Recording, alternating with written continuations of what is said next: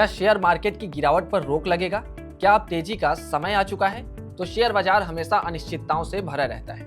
कब बाजार में तेजी आएगी, कब गिरावट, इसका सटीक अनुमान कोई नहीं लगा सकता। हालांकि पिछले आंकड़ों, आर्थिक रिपोर्ट्स और दुनिया भर की घटनाओं के आधार पर बाजार की संभावित दिशा का अंदाजा जरूर लगाया जा सकता है। तो आज इसी सिलसिले में बात करेंगे और समझेंगे कि निफ्टी की आगे की चाल कैसी रहने वाली है। नमस्कार, मैं हूं सुमित कुमार और आप देख रहे हैं मार्केट अपडेट्स। मार्केट अपडेट्स में आज बात करेंगे निफ्टी की कि निफ्टी की चाल कैसी रहने वाली है। सबसे पहले अभी की सिचुएशन देख लेते हैं। तो अगर एक साल की बात करें तो अब तक निफ्टी करीब 7% का निगेटिव रिटर्न दे चुका है। इसकी सबसे बड़ी वजह अमेरिका ईरान तनाव, कच्चे तेल की बढ़ती कीमतें और वैश्विक अनिश्चितता रही, जिसने निवेशकों की धारणा पर असर डाला और बाजार में दबाव बढ़ाया। लेकिन अब हालात बदलते नजर आ रहे हैं। पश्चिम एशिया में तनाव कम हुआ है, कच्चे तेल की कीमतों में नरमी आई है, फिर भी शेयर बाजार वैसी तेजी नहीं दिखा पा रहा जिसकी उम्मीद की जा रही थी।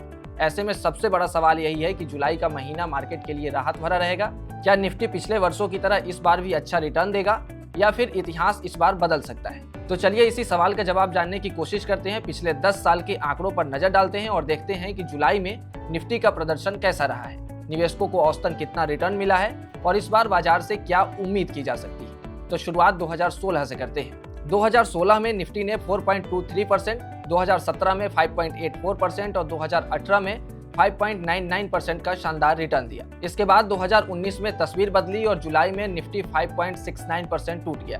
फिर 2020 में जोरदार वापसी करते हुए निफ्टी ने 7.49% की तेजी दर्ज की। इसके बाद 2021 में बढ़त सीमित रही और इंडेक्स सिर्फ 0.26% ऊपर बंद हुआ। 2022 जुलाई का महीना सबसे दमदार साबित हुआ जब निफ्टी ने 8.73% की शानदार रैली दिखाई। इसके बाद 2023 में 2.94%, 2024 में 3.92% की बढ़त रही, जबकि 2025 में एक बार फिर निफ्टी 2.93% की गिरावट के साथ बंद हुआ। अब अगर पूरे 10 साल के रिकॉर्ड को देखें तो एक दिलचस्प बात सामने आती है। जुलाई में सिर्फ 2 बार ही निफ्टी गिरा है, जबकि 8 बार बाजार ने पॉजिटिव रिटर्न दिया है। यानी इतिहास के मुताबिक जुलाई का महीना निवेशकों के लिए ज्यादा फायदेमंद रहा। सबसे बड़ी गिरावट 2019 में 5.69% की रही, जबकि सबसे शानदार तेजी 2022 में 8.63% और 2023 में 7.5% दर्ज की गई। अब चलिए समझ लेते हैं कि पिछले 10 सालों में तेज गिरावट और शानदार तेजी के पीछे वजह क्या रही, ताकि इस बार की तस्वीर और साफ हो सके और पता चल सके कि निफ्टी इस बार किस दिशा में जाएगा, निगेटिव दिशा में या फिर पॉजिटिव दिशा में। तो सबसे पहले गिरावट के बारे में समझ लेते हैं। तो जुलाई 2019 में पेश हुए यूनियन बजट ने बाजार की उम्मीदों पर पानी फेर दिया। निवेशकों को आर्थिक सुधारों और प्रोत्साहन पैकेज की उम्मीद थी, लेकिन ऐसा नहीं हुआ। सबसे बड़ा झटका फॉरेन पोर्टफोलियो इन्वेस्टर्स यानी एफपीआईज पर लगाए गए सुपर रिच टैक्स सरचार्ज से लगा। इसके बाद विदेशी निवेशकों ने भारतीय बाजार से बड़े पैमाने पर पैसा निकालना शुरू कर दिया। इसके साथ ही कई कंपनियों के तिमाही नतीजे उम्मीद से कमजोर रहे, खासकर बैंकिंग, ऑटो, इंफ्रास्ट्रक्चर सेक्टर में। दूसरी ओर यूएस चाइना ट्रेड वॉर और कमजोर मानसून जैसी घरेलू चिंताओं ने भी बाजार पर दबाव बढ़ाया। नतीजा यह हुआ कि जुलाई 2019 में निफ्टी लगभग 5.7% टूट गया।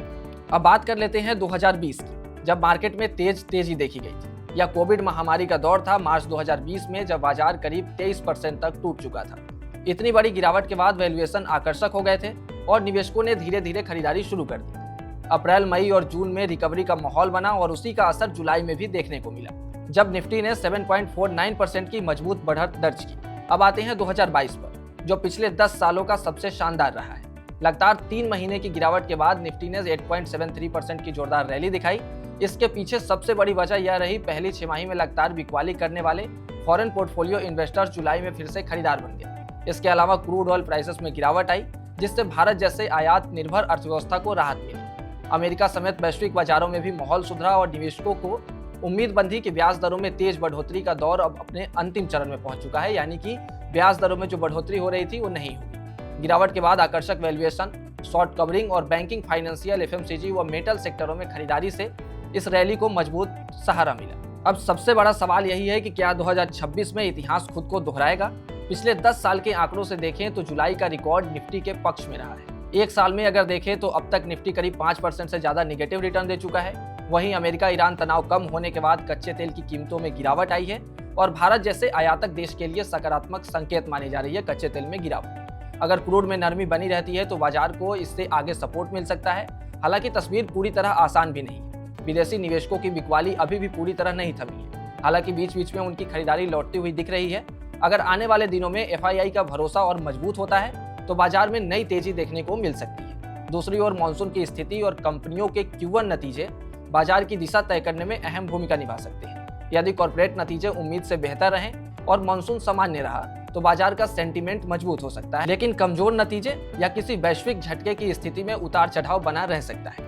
यानी फिलहाल इतिहास गिरते क्रूड ऑयल और बेहतर होते ग्लोबल संकेत बाजार के लिए सकारात्मक नजर आ रहे हैं, लेकिन निवेशकों की नजर अब एफआईआई फ्लो, Q1 रिजल्ट्स और मानसून पर रहेगी। यह 3 बड़े फैक्टर तय करेंगे कि जुलाई 2026 भी पिछले ज्यादातर वर्षों की तरह तेजी वाला महीना साबित होगा या फिर नहीं। आपको क्या लगता है, जुलाई में तेजी आएगी या फिर गिरावट देखने को मिलेगा? अपनी राय कमेंट सेक्शन में जरूर बताएं और ऐसे ही तमाम अपडेट्स और शेयर मार्केट से जुड़ी तमाम जानकारी के लिए आप बने रहें गुड रिटर्न्स डिजिटल के साथ।